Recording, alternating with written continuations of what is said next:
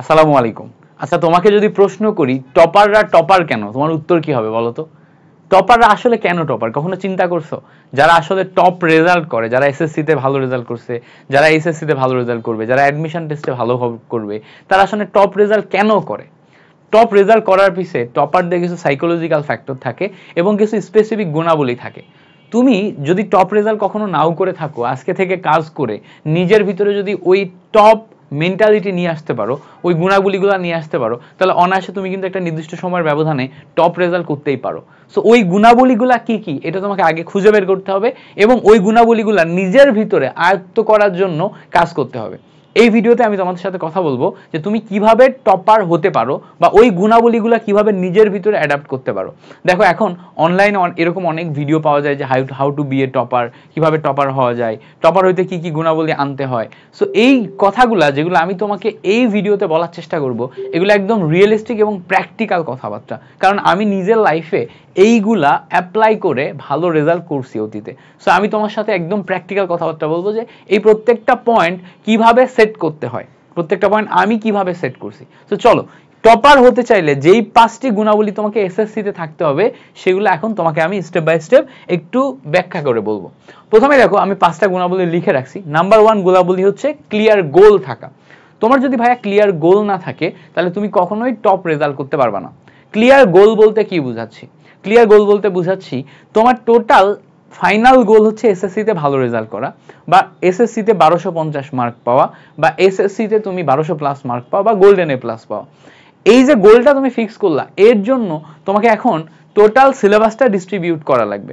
Distribute করে ফিজিক্সে total কয়টা চ্যাপ্টার পড়বো, ম্যাথে টোটাল কয়টা চ্যাপ্টার পড়বো, কেমিস্ট্রিতে টোটাল কয়টা চ্যাপ্টার পড়বো, এইসব জিনিসপত্রগুলো ফিক্স করা লাগবে। এরপরে তোমার টোটাল মান্থলি হিসাব করা লাগবে যে প্রতি মাসে যদি আমি এতগুলা করে চ্যাপ্টার পড়ি, তাহলে কয় মাসে শেষ হবে, বা আমার হাতে যে কয় মাস সময় আছে, এই কয় মাস সময়ের ভিতরে যদি আমি শেষ করতে চাই, তাহলে প্রতি মাসে কয়টা করে চ্যাপ্টার শেষ করা লাগবে। এরপরে তোমাকে হিসাব করতে হবে সব সাবজেক্ট মিলায়ে আমার প্রতিদিন কতটুকু পরিমাণ পড়া আসতেছে, ওগুলো আমি ঠিক করে শেষ করতে পারবো কিনা। অর্থাৎ daily target, weekly target, monthly target, yearly target, এভাবে ভেঙে ভেঙে টার্গেট সেট করতে হবে। এই ভেঙে ভেঙে টার্গেট সেট করাকে আমরা বলতেছি হচ্ছে ক্লিয়ার গোল ফিক্স করা। তোমার যদি গোল ক্লিয়ার থাকে, তাহলে তুমি এখন প্রপারলি সেই গোলটা টার্গেট করে পড়াশোনা করতে পারবা। আমি এরকম কি করতাম, ডেইলি প্রতিদিন সকালবেলা উঠে আজকে কতটুকু পড়াশোনা করব সেটা একটা পেপারে সুন্দর করে লিখে রাখতাম। তারপরে যে আমি সারাদিনে ওই কাজগুলো কমপ্লিট করতাম। যেমন ধরো, আমি এখনো তাই করি। এখন আজকে সারাদিনে আমার কি কি কাজ ছিল, সকালবেলা উঠে আমি আগে লিখছি, লেখার পরে ওই টার্গেটগুলো একটা একটা করে ফিল আপ করছি, টার্গেটগুলো একটা একটা করে ফিল আপ করছি। যেমন ধরো, তোমাদের জন্য এই ভিডিওটা বানানো আমার আজকের সব গোলগুলোর মধ্যে একটা গোল ছিল, এটা আমি এখন বিকালবেলা এসে বিকাল 5টার সময় ফিল আপ করতেছি, মানে 5টার সময় আমি কাজটা শেষ করতেছি। এর আগে আমি আরো একটা ক্লাস নিছি, তার আগে আরেকটা ভিডিওস বানাইছি, তার আগে আরেকটা ক্লাস নিছি। এভাবে আমি ধরো আজকে সারাদিনের গোলগুলো ফিল আপ করতেছি, এরপরে আমার আরেকটা কাজ আছে। সো এই সেম ভাবে তোমার টাইম ম্যানেজমেন্ট করার জন্য একটা প্রপার গোল ফিক্সের টাইম লাইন থাকতে হবে। সো সেম ভাবে তুমি কি করবা, গোল ফিক্স করবা, দেন সেটাকে টাইম ম্যানেজ করবা। টাইম ম্যানেজ মানে কি? টাইম ম্যানেজ মানে হচ্ছে সারাদিনের প্রত্যেকটা কাজ তুমি কোন স্লটে কখন কোনটা করবা, এটাকে প্রপারলি ম্যানেজ করলে প্রতিদিনের লক্ষ্যটা ফিল হবে।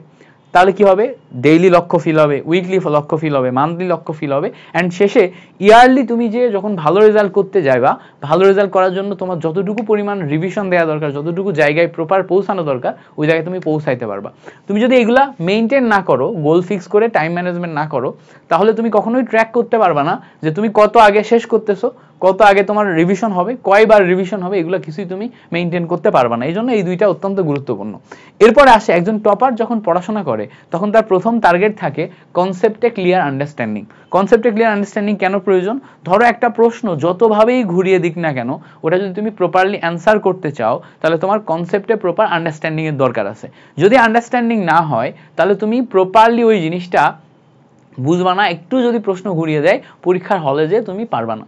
সো প্রপারলি পারার জন্য প্রথম স্টেপ হচ্ছে কনসেপ্টের ক্লিয়ার আন্ডারস্ট্যান্ডিং, দ্বিতীয় স্টেপ হচ্ছে প্র্যাকটিস করা, 3 নম্বর স্টেপ হচ্ছে প্রশ্ন সলভ করা, 4 নম্বর স্টেপ হচ্ছে এই জিনিসপত্রগুলো সুন্দর মতো গুছিয়ে রাখা।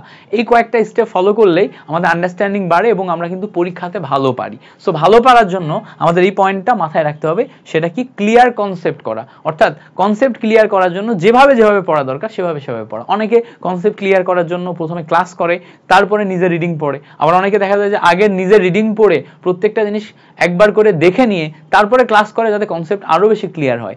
আমি যেমন আগে হচ্ছে ক্লাস করি, তারপর নিজে পড়ি, নিজে পড়ার পর আরেকবার ক্লাস করার ট্রাই করি। এই যে 3টা স্টেপে আমি পড়ি, ফলে যেটা হয় যে প্রথমে আমি যখন ক্লাস করি তখন ওই জিনিসটা আমার কাছে ইজি হয়ে যায়, ফলে রিডিং পড়তে আমার কম সময় লাগে। রিডিং পড়া হয়ে গেলে আমার সব কিওয়ার্ড থেকে শুরু করে সবকিছু যখন মুখস্থ হয়ে যায়, পরে আরেকবার ক্লাস দেখলে আমার ক্লাসটা আরো বেশি মজা লাগে এবং ক্লাসটা মনে থাকে ভালো, ফলে আমার ওই জিনিসপত্রগুলো ইজিলি অ্যাডাপ্ট হয়। ঠিক আছে, সো তুমি এই স্টেপ ফলো করতে পারো। এরপর আসা হচ্ছে কনসিস্টেন্সি। কনসিস্টেন্সি মানে হচ্ছে তুমি সবকিছু মেনটেন করতেছো, করতে করতে হুট করে তোমার এমন হতে পারে মোটিভেশন একদম নাই হয়ে গেছে, একদম তোমার মোটিভেশন নাই গেছে, কিচ্ছু ভালো লাগছে না। যদি কখনো এরকম হয় যে একদম মোটিভেশন নাই, কিচ্ছু ভালো লাগছে না, ওই মোমেন্টে দাঁড়িয়েও তোমার পড়াশোনাতে আবার ফিরে আসাটাই হচ্ছে কনসিস্টেন্সি। ওই মোমেন্টেও নিজের পড়াশোনাটা চালিয়ে যাওয়াটা হচ্ছে কনসিস্টেন্সি। যে টপার সে দেখবা খুব বেশি সময় নষ্ট করে না, চেষ্টা করে যে যতটুকু পরিমাণ সম্ভব নিজের জীবনের লো ফেজটাতেও পড়াশোনা কন্টিনিউ রেখে সামনে এগিয়ে যাওয়া। ঠিক আছে, তুমি যদি কয়েকজন যারা অনেক ভালো করছে মানে লাইফে, ক্রিকেটে, সিনেমাতে বা অন্যান্য যে কোনো জগতে, যেমন ধরো ক্রিকেটে উদাহরণ দিলে দেখবা বিরাট কোহলির কথা সবাই বলে। বিরাট কোহলি যখন ক্রিকেট খেলতো, তো ধরো হচ্ছে আন্ডার-19 খেলার অবস্থায় ওর বাবা মারা গেছিল সম্ভবত, মানে এরকম কিছু একটা। তো বাবা যখন মারা গেছিল তখন মেবি কিছু কোন একটা ট্রফি খেলছিল, রঞ্জি ট্রফি বা কিছু একটা খেলতেছিল। তো খেলতে খেলতে দেখা যাচ্ছে যে ম্যাচ আছে, ম্যাচ চলা অবস্থায় মারা গেছে। পরে ও ম্যাচ ওইভাবেই ওই দিন খেলে বাসায় আসছে, আসার পরে ওই দিনের ওর বাবার যে হচ্ছে মৃত্যুর পরে ওরা যে ইয়াগুলা করে, সৎকারগুলা করার পরে ও কিন্তু পরেই ওই মোমেন্টেই আবার ক্রিকেট খেলতে চলে গেছে। ওর মাইন্ড অ্যান্ড ডিটারমিনেশন ওই লেভেলে ছিল যে খারাপ ফেজে ও যেই কাজটা করতেছিল ওই কাজের প্রতি অনেস্টি ছিল। ওই ম্যাচটা খুব ক্রুশিয়াল ছিল, ওই ম্যাচটাই ও এইটুকু মানে কন্ট্রিবিউশন না করলে হয়তো জিততে পারতো না। সো ওই জন্য ওই জায়গাতে অনেস্ট ছিল এবং ওর বাবাও চাইতো যে ওর কাজটা ভালো করে করুক। তো ও ওই জায়গাতে গেছে এবং ওই লেভেলের কনসিস্টেন্সি দেখাইছে। এবং দেখো ওই কনসিস্টেন্সি, ওই মাইন্ডসেট একবারও জয় করার পরে এই বিগত 10-15 বছর যাবৎ কি লেভেলের ক্রিকেট খেলতেছে, এমন কোনো রেকর্ড নাই, করে নাই। সো এটা হচ্ছে তোমার কনসিস্টেন্সি। তুমি যদি ডেডিকেশন দেখাও, ওই লেভেলের ডেডিকেশন দিয়ে প্রতিটা মোমেন্টে তোমাকে ধরে রাখতে হবে। পরিস্থিতি খারাপ আসতে পারে, বাট তোমাকে কাজটা করে যেতে হবে, এটাই হচ্ছে ফ্যাক্ট। এরপর আসে হচ্ছে রিভিশন হ্যাবিট। যারা টপার এদের রিভিশন হ্যাবিট থাকে। রিভিশন হ্যাবিটের ভিতরে অনেক টাইপের রিভিশন হ্যাবিট আছে। এর ভিতরে দেখা যাচ্ছে যে একটা জিনিস এই সপ্তাহে আমি পড়ছি, সপ্তাহ শেষে পুরো জিনিসটাকে আরেকবার রিভিউ করা, 3 বার 4 বার 5 বার 6 বার রিভিউ করা। তারপর হচ্ছে যে মাইন্ডের ভিতরে একটা ইমাজিনেশন পাওয়ারে নিয়ে চলে আসা, আচ্ছা আমি এটা পড়ছি, একটু মাইন্ডে রিমাইন্ড করে দেখি, তো রিমাইন্ড করতে আসি। এইভাবে বারবার রিভিশন দেওয়ার মাধ্যমে ওই পড়াগুলো নিজের ভিতরে গেঁথে যায়। যে মোটামুটি টপ রেজাল্ট করে তার ভিতরে এই রিভিশন দেওয়ার হ্যাবিট থাকে। তোমার ভিতরে যদি এই হ্যাবিটগুলো থাকে, তার মানে তুমি অত্যন্ত ভালোভাবে আগাচ্ছ, তুমি সামনে ভালো রেজাল্ট করবা, তোমার দিয়ে ভালো কিছু না কিছু হবে। তুমি রেজাল্ট যদি একটু এদিক সেদিক হয়, জীবনে তুমি কিছু না কিছু ভালো করবাই, এটা আমি তোমাকে বলতে পারি। আর যদি কোনো কারণে তোমার ফিল হয় যে না এই কয়েকটা হ্যাবিট তোমার ভিতরে নাই, তাহলে দ্রুত এই হ্যাবিটগুলো তোমার ভিতরে ডেভেলপ করার ট্রাই করো, বিকজ এই হ্যাবিটগুলাই হচ্ছে তোমার লাইফ এবং তোমার এসএসসি হোক, লাইফ হোক, প্রত্যেকটা জায়গায় ভালো রেজাল্ট করার এক একটা কি ফ্যাক্টর। এই ফ্যাক্টরগুলো ডেভেলপ করতে পারলেই তুমি ভালো করতে পারবা। সো তুমি তোমার জন্য শুভকামনা রইল, তুমি ভালো করো। তুমি ভাইয়ার জন্য দোয়া করো যেন আমি এই প্রত্যেকটা জিনিস আমার নিজের লাইফেও ইউজ করতে পারি এবং আমরা সবাই মিলে ভালো করে আমাদের নিজেদের লাইফ ডেভেলপ করে আমাদের দেশের জন্য কিছু করতে পারি। ঠিক আছে, so thank you so much for watching this video. যারা আমাদের চ্যানেলে প্রথমবার ভিডিও দেখতেছো তারা অবশ্যই চ্যানেলটাতে সাবস্ক্রাইব করে যেও। আল্লাহ হাফেজ।